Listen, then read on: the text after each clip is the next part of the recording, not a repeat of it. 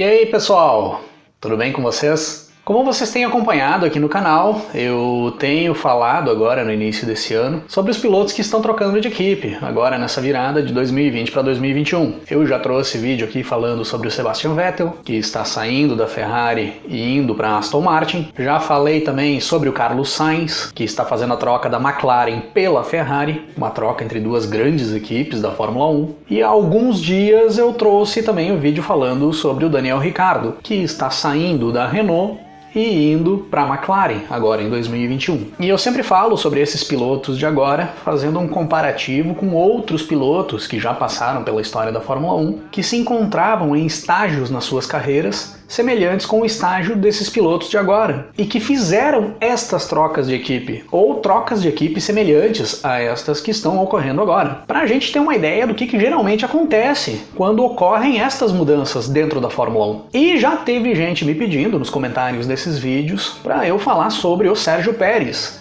que desses pilotos que estão trocando de equipe nesse momento da Fórmula 1, é o único que eu ainda não falei aqui no canal. Então, vamos lá, vamos falar sobre o mexicano.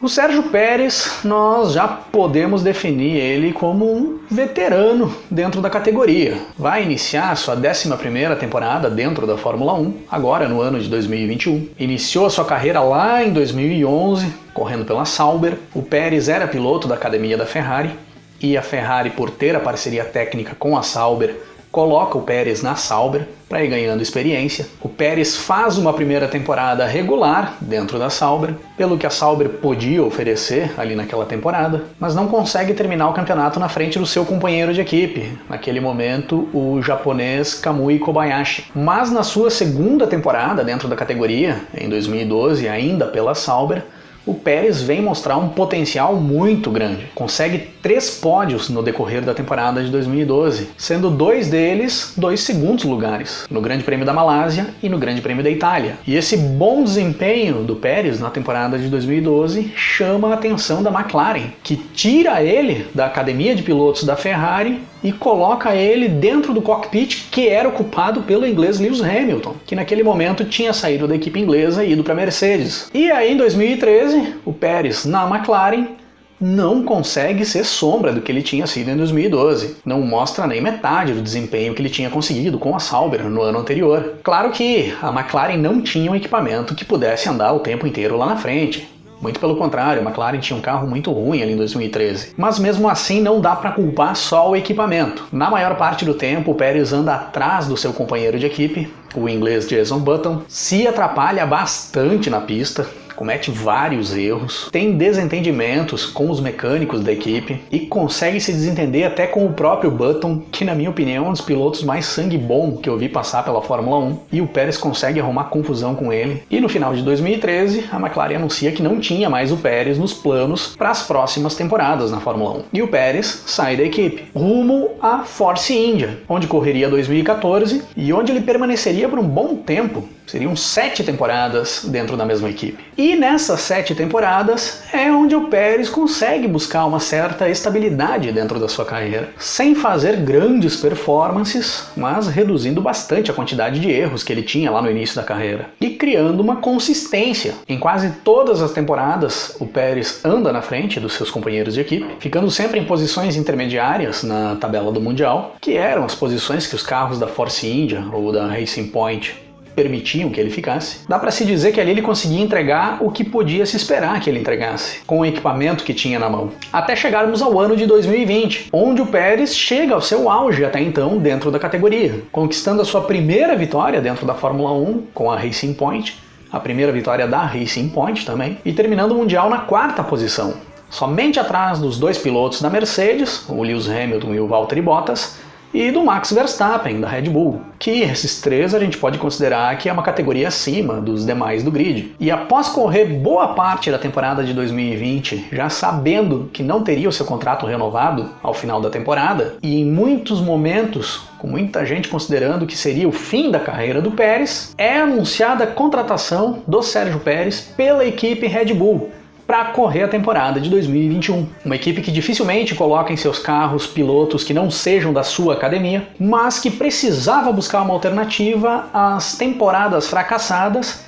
que os pilotos promovidos da sua academia fizeram dentro da equipe. Caso do Pierre Gasly e do Alexander Albon. Então o Sérgio Pérez, hoje um veterano já dentro da Fórmula 1, que pintou lá no início da carreira como um piloto promissor, que teve seus altos e baixos no decorrer desses 10 anos dentro da Fórmula 1, consegue fazer uma boa temporada com a Racing Point, uma equipe mediana, conquista sua primeira vitória dentro da categoria e ganha vaga no cockpit de uma equipe que provavelmente vai voltar a brigar por títulos nas próximas temporadas. No decorrer da história da Fórmula 1, nós tivemos alguns casos muito parecidos com esse que o Pérez vive hoje, como o do piloto italiano Riccardo Patrese, que estreia na Fórmula 1 lá no final dos anos 70, correndo por equipes pequenas, mas já impressionando com boas performances nas pistas, até ser contratado pela Brabham em 1982, uma equipe maior, com condições de brigar pelo título mundial. Mas aí o Patrese não consegue fazer boas temporadas com a Brabham. Apesar de conseguir conquistar suas primeiras vitórias, ele abandona em mais de 50% das provas em que disputou pela equipe, retornando para projetos menores a partir de 1984, voltando a andar do meio para trás do grid. Até chegarmos em 1988, quando com 11 anos já de Fórmula 1, o Patrese vai para a equipe Williams, que passaria ali por um processo de renovação para se reestruturar e voltar a ter condições de buscar títulos mundiais novamente. E o Patrese faz parte de todo esse ciclo da Williams, de toda essa reconstrução da Williams no final dos anos 80 e início dos anos 90, até a equipe chegar a ter os melhores carros do grid, ali no ano de 91 para 92. Porém, o italiano não seria o protagonista da equipe ali naquele momento, pois seria companheiro de equipe do inglês Nigel Mansell, que era um piloto mais rápido que o italiano e tinha certa preferência dentro da equipe também. Então ali o Patrese consegue conquistar mais vitórias para o seu currículo. Dá para dizer que ele vive a melhor fase da sua carreira ali naqueles anos, dentro da Williams, junto com o Mansell, mas fica longe da briga por um título mundial. E aí o Patrese sai da Williams no final de 1992 e vai correr pela Benetton em 1993, onde ele faz ali a sua última temporada na Fórmula 1, encerrando a sua carreira. Outro bom exemplo para compararmos com o Sérgio Pérez é o exemplo do brasileiro Rubens Barrichello, que estreia na Fórmula 1 em 1993, corre por equipes pequenas nos primeiros anos, fazendo boas performances e impressionando bastante. Tem uma certa demora até conseguir chegar numa equipe grande, numa equipe que tivesse um carro que lhe daria condições de brigar por vitórias e brigar por o título mundial. São 7 temporadas correndo em equipes pequenas, até chegar na Ferrari na temporada de 2000, a sua 8ª temporada dentro da Fórmula 1, para ser companheiro de equipe do já bicampeão mundial Michael Schumacher, que viria a se tornar uma lenda dentro da Fórmula 1. Diferente do Pérez, o Barrichello chega numa equipe grande a ponto de conseguir brigar por título mundial, sem ter conquistado ainda uma vitória na carreira. Ele conquista sua primeira vitória já pela Ferrari, mas já tinha um bom número de pódios até ali, já tinha conquistado pole position e chegava já com uma boa experiência dentro da Fórmula 1 para correr por uma equipe que vinha num processo de reestruturação para voltar a buscar títulos mundiais, tendo como companheiro de equipe um dos melhores pilotos do grid ali naquele momento, o Michael Schumacher, exatamente igual que o Sérgio Pérez vem vivendo nesse momento. E o que aconteceu com o Rubinho ali, vocês já sabem. Se não sabem ou querem saber mais, assistam um vídeo sobre o Barrichello que eu levei para o ar na semana passada. Vou deixar o card aqui em cima para vocês e o link na descrição. Confiram lá, que nós vamos para mais um caso parecido, que veio acontecer ali naqueles mesmos anos, que foi o caso do italiano Giancarlo Fisichella, que estreia na Fórmula 1 em 1996, passa por várias equipes pequenas ali no final dos anos 90 e início dos anos 2000, faz ótimas performances por essas equipes pequenas e médias, conquistando até uma vitória correndo pela Jordan no ano de 2003, no Grande Prêmio do Brasil, e em 2005 é anunciada a contratação do Giancarlo Fisichella para correr pela Renault, equipe que vinha crescendo dentro da categoria e já se mostrava a ponto de brigar por título mundial, com Ferrari e McLaren ali naquele momento. E o Fisichella estreia na Renault em 2005, a sua 10ª temporada dentro da Fórmula 1, com uma vitória já na sua primeira corrida pela equipe francesa. Fisichella vence a primeira prova da temporada, do Grande Prêmio da Austrália, conquistava ali a sua 2ª vitória da carreira. A primeira com uma equipe de ponta. Mas as vitórias do Fisichella em 2005 paravam por ali, pois o seu companheiro de equipe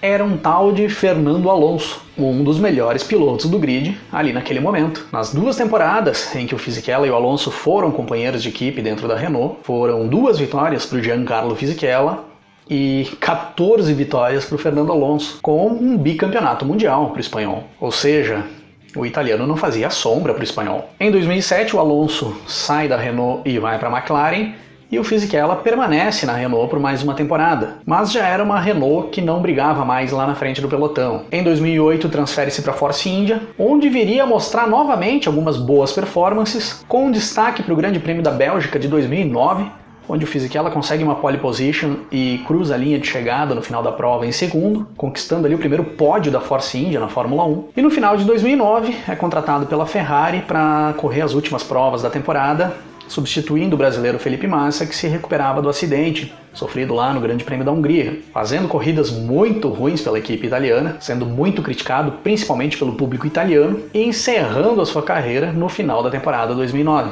Outra história que podemos citar ali nesses mesmos anos, na década de 2000, é a história do inglês Jenson Button, que estreia na Fórmula 1 lá no ano de 2000, correndo pela equipe Williams, fazendo uma boa temporada pela equipe inglesa, já impressionando bastante. Sai da Williams no final de 2000, passa por Benetton, passa por BAR, onde faz uma boa temporada em 2004. E aí em 2006, quando a BAR já passava a se chamar Honda, o Button conquista sua primeira vitória na Fórmula 1 pela Honda, no Grande Prêmio da Hungria de 2006. Segue na Honda nos anos seguintes, quando a equipe entra em decadência, até fechar as portas. E o Ross Brown assumiu o comando para criar a Brown GP, onde manteria a dupla de pilotos que tinha atuado pela Honda nos anos anteriores, o Jenson Button e o Rubens Barrichello, colocando os dois dentro dos melhores carros do grid em 2009. Então, na sua 10ª temporada dentro da Fórmula 1, o Button caía de paraquedas dentro do melhor carro do grid para correr aquela temporada. Mas diferente do Pérez hoje, é que o Button, ali naquele momento, ele teria como companheiro de equipe um piloto que não era rotulado como um dos melhores na pista ali naquele momento. O Button e o Rubens Barrichello estavam em pé de igualdade em 2009 dentro da Brown GP, pelo menos no início da temporada. Teria uma competição aberta entre os dois. Competição essa